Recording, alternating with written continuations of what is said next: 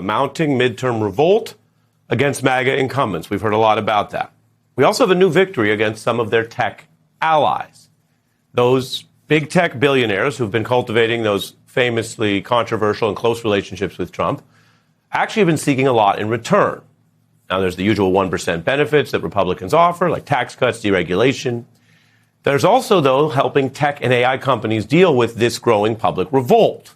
The main funders of data centers and the AI boom are big tech companies that won earlier digital pushes, including social media founders like Mark Zuckerberg.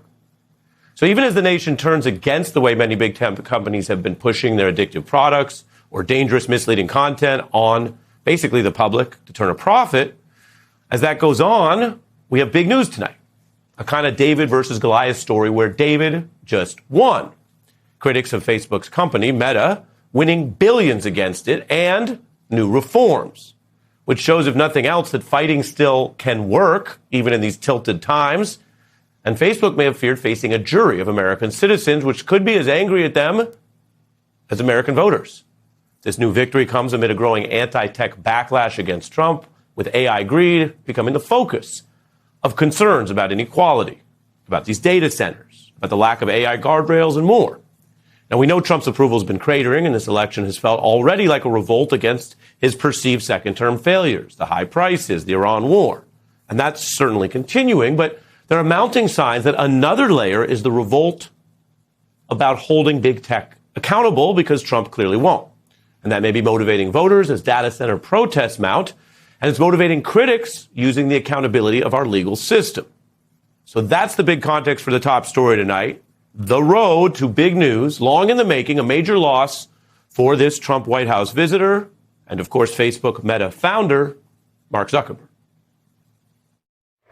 Meta agreeing to settle claims that the company's social media platforms harmed children. The states accuse the company of misleading customers about the safety of its products, intentionally getting children addicted to them. The basic accusation is that the platforms were designed in a very specific way to keep children hooked on them. Meta will pay up to $16.68 billion to states as part of the deal. They've also agreed to make a number of significant changes to their platforms for users 13 to 17. This is seismic. It's going to be something of a dinner gong for both states and plaintiff attorneys.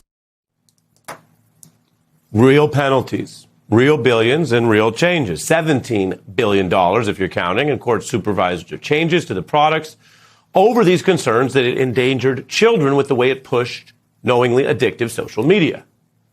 Now, this effort has drawn interest in public reporting and criticism of Facebook, which has really been building for years. Big tech treated more like a tobacco company nowadays. The Beat actually was doing special reports on Facebook in 2017, exploring how their greed and ambition had begun to hurt and mislead users, even undermine campaigns and democracy.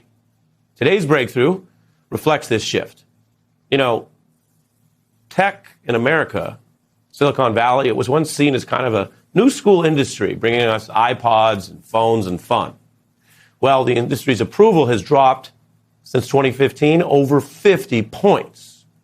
And that may be part of why the company backed down in a dramatic capitulation today, as the Times put it, bowing to a rare movement in a polarized nation, because this has been a bipartisan team of 47 states, red and blue, uniting to use their state court powers to fight this admittedly powerful employer and company. Now, by now, today's win might sound logical in this climate. But even when these suits first started in 2023, experts said, well, the states were using a kind of a novel legal theory against the tech defense that had been, Bloomberg reports, impenetrable in courtrooms for decades. And that's just in court, to say nothing of the money and the ties to the Trump White House, which has been intervening to help other allied corporations in federal cases. But this goes back to something we've been reporting on. On this kind of case, Trump is powerless to stop the states. Zuckerberg knew that. It's a reminder that our Constitution's federalism matters, with governors from states red and blue exercising state powers. Trump can't just hold a meeting and interfere with that. And he certainly can't pardon any other types of prosecutions at the state level. This is where the federalism matters. And some see the legal win as an inflection point in the battles over tech and inequality. Again, we know this. Juries are made up of citizens.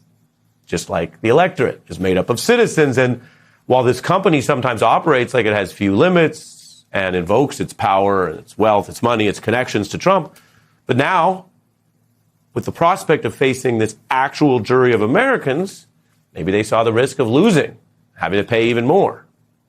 Which is interesting because, think about it, in at least that one point, Zuckerberg or his team might be reading these shifting political winds against tech companies better than Trump himself, who just reiterated his support for these experimental data centers again in a new interview amid these protests.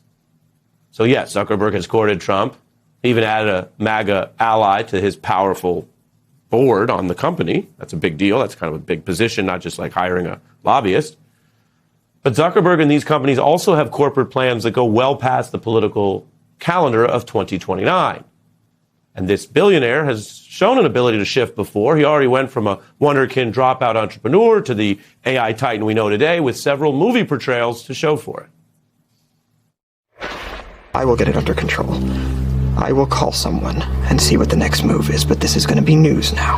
I'm a free speech absolutist. I'm not the one who's lying, and I'm not stopping them from seeing someone who is. I hope that we will get to a point with AI where you can write verifiably secure code. AI for everything, right? There are also potential good uses for AI. We've reported on that too, and there's a lot of discussion about that these days.